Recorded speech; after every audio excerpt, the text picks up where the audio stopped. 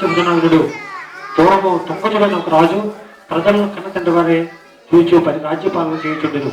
ఆ తుంగజుడు ఒకనాడు అరణ్యమును పోయి అనేక జంతువులను సంహరించి తిరిగి ఇంటికి వచ్చుచు మార్గ మధ్యమున మారేడు చెట్టు కింద గొల్లలు బంధువులతో కూడుకున్న వారి శ్రీ సత్యనారాయణ స్వామి వ్రతము చేయుచును చూసి మనోగర్వంచే అక్కడున్న శ్రీ సత్యనారాయణ స్వామికి నమస్కారం చేయక దూరంగా వెళ్ళను.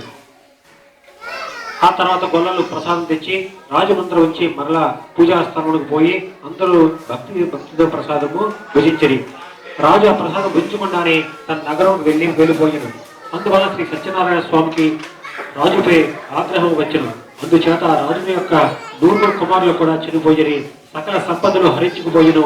క్రమంగా దారిద్ర్యము సంభవించను. తర్వాత అనేక కష్టములు సంప్రాప్తమయ్యను. అది చూసి రాజు తనలో తాను ఇట్లా అనుకున్నాను, గొలలు ఇచ్చినారని నిత్యంగా భావించి శ్రీ సత్యనారాయణ స్వామి వ్రతం భుజింపుగా తిరస్కరించింది.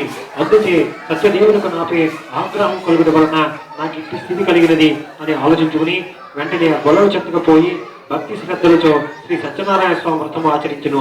పిదప ఆ రాజుడు మరలా ధనవంతుడే, సకల కష్టముల నుండి విముక్తి పొందిన వాడే.